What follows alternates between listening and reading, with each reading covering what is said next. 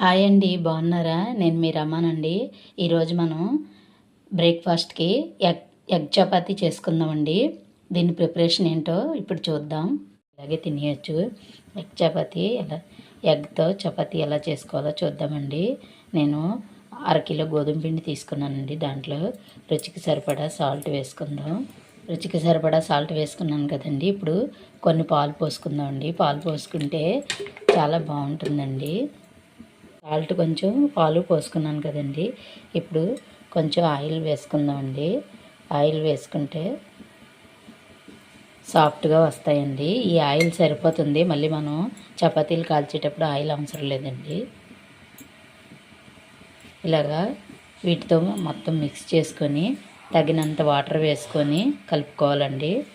చపాతీ పిండి ఇలా మిక్స్ చేసుకున్నాం కదండి. దీంట్లో తగినంత వాటర్ పోసుకొని చపాతీ పిండిలా కలుపుకుందామండి. ఇలా మృదువుగా కలుపుకొని పక్కన పెట్టుకోవాలి. ఇలాగంటే ఇలా కొట్టుకుంటే మెత్తగా వస్తాయండి మృదువుగా. ఇలాగా ఒక 10 నిమిషాలు పక్కన పెట్టుకుందామండి. ఇలా కలుపుకున్నాం. ఒక బౌల్ తీసుకున్నానండి. దాంట్లో రుచికి సరిపడా సాల్ట్ వేసుకుంటున్నాను. కొంచెం వాటర్ వేసుకుందామండి. దీంట్లోనే కొంచెం పాలు పోసుకుందాం. పాలు పోసుకుంటే చాలా టేస్టీగా ఉంటుందండి. తగినంత కారం వేసుకుందాం. చిటికెడంతా గరం మసాలా వేసుకుందామండి. కొంచెం చాలు. ఇదంతా ఇలా మిక్స్ చేసుకొని ఎగ్స్ని క్లీన్ చేసుకొని ఇలా చెదకొట్టి వేసుకోవాలండి. ఇలాగా ఎగ్స్ చెదకొట్టి వేసుకున్నాం కదండి. ఇప్పుడు ఇది ఇలాగా గిలకొట్టుకోవాలండి. ఇలా గిలకొట్టి పక్కన పెట్టుకొని ఇప్పుడు చపాతీ ప్రిపరేషన్ చూద్దామండి. చపాతీ ఇలా పిండి తీసుకొని ఇలా వత్తుకోవాలండి. స్టవ్ పైన పాన్ పెట్టుకున్నాను. పాన్ హీట్ ఎక్కింది కదండి. మనం చేసుకున్న చపాతీ వేసుకుందాం. ఇలా ఒకసారి రెండు వైపులా కాల్చుకోవాలండి.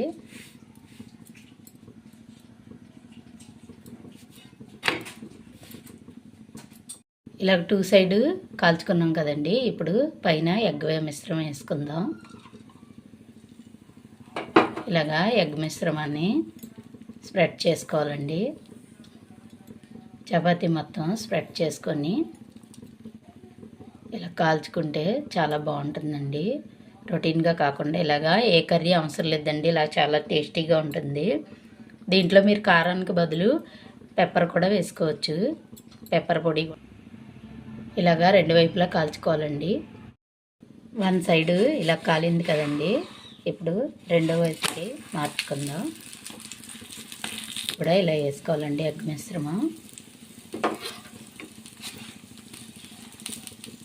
ఇలా స్ప్రెడ్ చేసుకోవాలండి. పిల్లలు కూడా ఇష్టంగా తింటారు. హెల్తీ ఫుడ్ కూడానండి. మార్నింగ్ కానీ ఈవినింగ్ కానీ